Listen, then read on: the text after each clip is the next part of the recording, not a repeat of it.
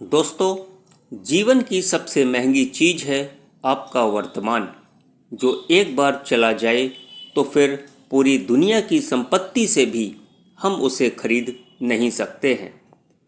Hello everyone, welcome back to my channel English by Chhavi sir channel पर आप सभी viewers का स्वागत है। दोस्तों, आज मैं डिस्कस करने जा रहा हूँ MA first semester English literature के पेपर सेकंड ड्रामा से विलियम शेक्सपियर का टेम्पेस्ट और विलियम शेक्सपियर के द टेम्पेस्ट की हम लोग आज समरी को डिस्कस करने जा रहे हैं। तो आइए समरी डिस्कस करें। उसके पहले द टेम्पेस्ट के कुछ की फैक्ट्स जान लेते हैं। दोस्तों, ये जो प्ले है विलियम शेक्सपियर का, जिसका नाम द टेम्पेस्ट है, यह सबसे शॉर्टेस्ट प्ले माना जाता है। दोस्तों, यह प्ले लिखा गया था 1610-1611 के बीच में। दोस्तों, यह प्ले एक ट्रेजी कॉमेडी भी है। तो आइए अब समरी डिस्कस करें। उसके पहले कुछ मेन कैरेक्टर्स पर चर्चा कर लेते हैं ताकि कहानी हमें आसानी से समझ में आ जाए। तो पहला जो कैरेक्टर है वो है एलेंजो का। किंग ऑफ नेपल्स है, यानी नेपल्स का यह राजा है। दूसरा कैरेक्टर है सेबेस्टियन का, ब्रदर ऑफ एलेंजो, यानी यह एलेंजो का भाई है। तीसरा कैरेक्टर है फर्डिनेंड का, यह सन ऑफ एलेंजो, यानी एलेंजो का पुत्र है। चौथा कैरेक्टर है प्रोस्पेरो का, यह the right Duke of Milan, यानी मिलान का राजा। इसके बाद जो अगला कैरेक्टर है वह एंटोनियो का है, और एंटोनियो जो है ब्रदर ऑफ प्रोस्पेरो है, यानी प्रोस्पेरो का भाई है। इसके बाद बात करते हैं मिरिंडा की। मिरिंडा डॉटर ऑफ प्रोस्पेरो, यानी प्रोस्पेरो की पुत्री है और द टेम्पेस्ट की हीरोइन भी है। अब बात करते हैं नेक्स्ट कैरेक्टर की, और नेक्स्ट कैरेक्टर है Gonzalo. Gonzalo an honest old counsellor है, एक ईमानदार परामर्शदाता है। इसके बाद अगला जो कैरेक्टर है ट्रिंक्युलो का है, और ट्रिंक्युलो जो है ए जेस्टर या क्लाउन, यानी ये दरबारी मस्खरा है, या इसे दरबारी जोकर भी कह सकते हैं। नेक्स्ट कैरेक्टर है स्टीफेनो का। यह स्टीफेनो जो है ए ड्रंकिन बटलर है, यानी शराबी रसोइया है। अब एरियल का कैरेक्टर है। यह जो एरियल है स्लेव ऑफ प्रोस्पेरो, यानी प्रोस्पेरो का गुलाम है, और एन एयरी स्पिरिट, और एक एयरी स्पिरिट भी है। अब इसके बाद नेक्स्ट कैरेक्टर है कैलिवन का। कैलिवन जो है स्लेव ऑफ प्रोस्पेरो, यानी प्रोस्पेरो का ये गुलाम भी है, एंड सन ऑफ विच साइकोरेक्स, और विच साइकोरेक्स यानी डायन साइकोरेक्स का सन है। और आखिरी कैरेक्टर है साइकोरेक्स का, और जो साइकोरेक्स है वह मदर ऑफ कैलिवन, यानी इस कैलिवन की माँ है, and she lives in an island, और यह एक द्वीप में रहा करती है। तो दोस्तों, आइए अब कहानी की शुरुआत करते हैं।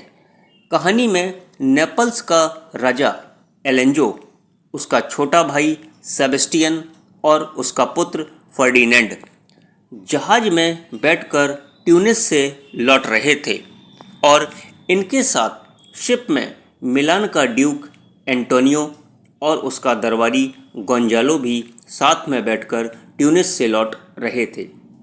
तभी वह जहाज एक भयंकर तूफान में फंस जाता है, और इन सभी को एक डर परेशान कर रहा था कि कहीं जहाज चट्टानों से टकराकर टूट न जाए, और यदि ऐसा होता है तो सभी लोग मारे जाएंगे। तो दोस्तों, अब होता क्या है कि वह शिप समुद्री तट से टकरा जाता है, और वहीं एक द्वीप पर मिरिंडा और उसके पिता प्रोस्पेरो रहा करते थे। तो यहाँ पर मिरिंडा सोचती है कि समुद्र में ये तूफान उसके पिता प्रोस्पेरो के जादू की वजह से आया है। तो यहाँ पर मिरिंडा अब बहुत परेशान हो जाती है। प्रोस्पेरो अपनी बेटी मिरिंडा से कहता है कि परेशान मत हो, क्योंकि सभी यात्री सुरक्षित हैं और उन्हें किसी भी प्रकार का कोई नुकसान नहीं हुआ है। यहाँ पर प्रॉस्पेरो मिरिंडा से कहता है कि यह सब उसके हित के लिए ही वह कर रहा है। दोस्तों, अब स्टोरी में प्रॉस्पेरो अपनी बेटी मिरिंडा को पास्ट की स्टोरी सुनाने जा रहा है और ये स्टोरी शिप रैक से संबंधित है। और प्रॉस्पेरो कहता है कि वह 12 वर्ष पहले मिलान का सबसे शक्तिशाली राजा हुआ करता था, लेकिन वह जादुई विद्या में बिजी होने के कारण उसने अपने किंगडम को अपने छोटे भाई एंटोनियो को सौंप दिया था और एंटोनियो ने नेपल्स के राजा एलेंजो के साथ मिलकर प्रॉस्पेरो को एक षड्यंत्र रचकर अपने रास्ते से हटा दिया था और नाव में बैठकर समुद्र में छोड़ दिया था। लेकिन गोंजालो ने प्रॉस्पेरो की बहुत ज़्यादा मदद की। यानी जब प्रॉस्पेरो नाव में बैठकर जा रहा था तो गोंजालो ने उसको कुछ खाने पीने का सामान दिया और अब वह इस निर्जन द्वीप पर आकर रहने लगा है। तो दोस्तों, अब प्रॉस्पेरो अपनी गुलाम प्रेतात्मा एरियल को बुलाता है, क्योंकि प्रॉस्पेरो के कहने पर ही एरियल ने समुद्र में तूफान पैदा किया था।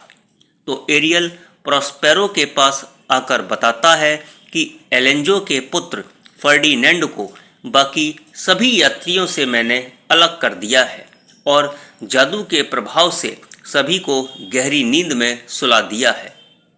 दोस्तों, यहाँ पर एरियल प्रॉस्पेरो का गुलाम है, तो एरियल प्रॉस्पेरो से कहता है कि उसे अब अपनी गुलामी से स्वतंत्र कर दे, लेकिन प्रॉस्पेरो एरियल से कहता है कि अभी उसे स्वतंत्र करने का समय नहीं आया है।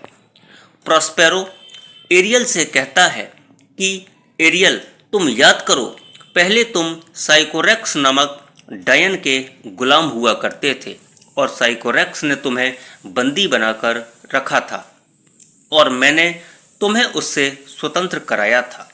तो दोस्तों, यहाँ पर प्रॉस्पेरो एरियल को डरा रहा है, एरियल को धमका रहा है कि उसकी सेवा अच्छे तरीके से करते रहें, वरना तुम्हें फिर से बंदी बना दिया जाएगा।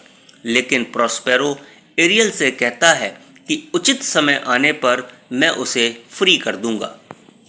दोस्तों, अब बात करते हैं कैलिवन की। ये जो कैलिवन है साइकोरिक्स की संतान है। दोस्तों, आपको बता दें कि ये जो कैलिवन है इसका आधा शरीर मानव का है।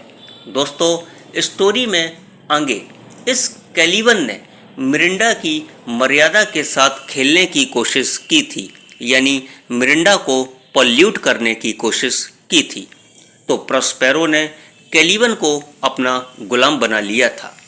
दोस्तों, अब बात करते हैं फर्डिनेंड की, जो अचानक से एरियल के गीत को सुनकर प्रॉस्पेरो और मिरिंडा के सामने आ जाता है। मिरिंडा ने अपने पिता के अतिरिक्त पहले मनुष्य नहीं देखा था, तो दोनों लोग यानी मिरिंडा और फर्डिनेंड पहली बार में एक दूसरे के प्रति अट्रैक्ट हो जाते हैं।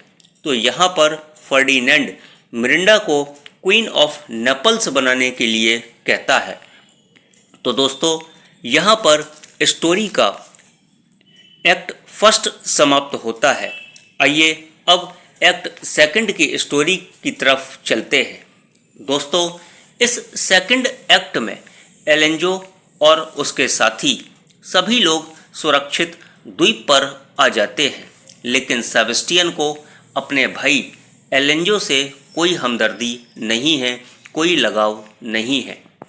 दोस्तों, यहाँ पर एंटोनियो बेहद चतुराई के साथ सेबेस्टियन को राजा बनाने की सलाह देता है, लेकिन यह तभी संभव है जब सेबेस्टियन अपने भाई एलेंजो की हत्या कर दे, और सेबेस्टियन को यह सुझाव बहुत अच्छा लगता है। दोस्तों, अब स्टोरी में होता क्या है, जैसे ही सेबेस्टियन एलेंजो और गोंजालो की हत्या करने के लिए अपनी तलवार निकालता है, तो वैसे ही एरियल गोंजालो को नींद से जगा देता है और यह देखकर वह अचंभित हो जाता है और सेबेस्टियन इस सिचुएशन को संभालने के लिए अब अनेक प्रकार की सफाई देना शुरू कर देता है और इसी के साथ एक्ट सेकंड की स्टोरी समाप्त होती है। तो चलिए अब चलते हैं एक्ट थर्ड पर। दोस्तों, एक्ट थर्ड में प्रोस्पेरो फर्डिनेंड से अपने द्वीप पर काम करवाया करता था, लेकिन फर्डिनेंड को काम करते देखकर मिरिंडा को अच्छा नहीं लगता था। तो फर्डिनेंड मिरिंडा से कहता है कि ये सब मैं तुम्हारे प्यार की खातिर ही तो कर रहा हूँ। मिरिंडा फर्डिनेंड के काम में हाथ बटाना चाहती है, लेकिन यहाँ पर फर्डिनेंड मिरिंडा को मना कर देता है और यह जो सीन है दोनों के सच्चे प्रेम को दर्शाता है। दोस्तों, अब बात करते हैं कैलिवन स्टीफेनो जो एक रसोइया है और ट्रिंकलो जो एक दरबारी मस्खरा यानी दरबारी जोकर है। ये सभी लोग द्वीप में आपस में बातें कर रहे होते हैं। तो यहाँ पर कैलिवन स्टीफेनो से कहता है, यदि तुम अपने स्वामी यानी अपने मालिक प्रोस्पेरो की हत्या कर दो तो तुम इस द्वीप के स्वामी बन जाओगे और मैं तुम्हारा सेवक बनकर तुम्हारी सेवा करता रहूँगा। और अब स्टीफेनो प्रोस्पेरो की हत्या करने और उसकी बेटी मिरिंडा को अपनी रानी बनाने का सपना देख रहा है।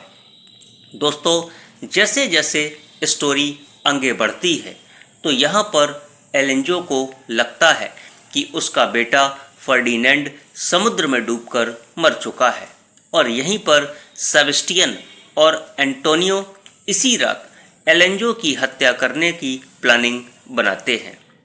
दोस्तों, यहीं पर आपका थर्ड एक्ट समाप्त होता है। तो चलिए अब बात करते हैं एक्ट फोर्थ की। और एक्ट फोर्थ में प्रोस्पेरो फर्डिनेंड पर विश्वास करते हुए अपनी बेटी की सगाई फर्डिनेंड से करा देता है और यहाँ पर प्रोस्पेरो एरियल और अपनी तमाम आत्माओं से मिरिंडा और फर्डिनेंड का मनोरंजन करने के लिए कहता है और यहीं किसी तरह से प्रोस्पेरो को पता चल जाता है कि द्वीप पर उसकी हत्या का षड्यंत्र रचा जा रहा है। तो अब प्रोस्पेरो अपनी आत्माओं को शिकारी कुत्तों के रूप में कैलिवन, स्टीफेनो और ट्रिंकेलो के पीछे छोड़ देता है। तो अब यहीं पर आपका एक्ट फोर्थ समाप्त होता है। तो चलिए अब बात करते हैं आपके फाइनल एक्ट की यानी एक्ट फिफ्थ की।